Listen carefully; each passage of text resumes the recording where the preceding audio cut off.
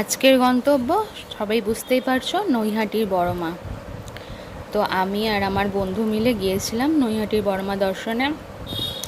তো কিছুতেই ছবি তুলতে চাইছে না, তার জন্য এত হাসাহাসি। প্রথমে আমরা চুঁচুড়া ফেরিঘাটে গেলাম অটোতে করে, তারপরে ওখান থেকে লঞ্চে করে গিয়েছিলাম নৈহাটি। তো ওয়েদারটা খুব সুন্দর ছিল, বেশ মেঘলা মেঘলা ওয়েদার। আর এরকম লঞ্চে করে যেতে বেশ ভালো লাগছিল, সুন্দর ফুরফুরে হাওয়া। তো যাব কি যাব না ঠিক করতে করতে চলেই গেলাম শেষ পর্যন্ত বড় মার কাছে। তো যাই হোক, বড় মা চেয়েছে তাই আমরা যেতে পেরেছি। ওনার না টান থাকলে তো কারোরই ক্ষমতা থাকে না ওনার কাছে যাওয়া।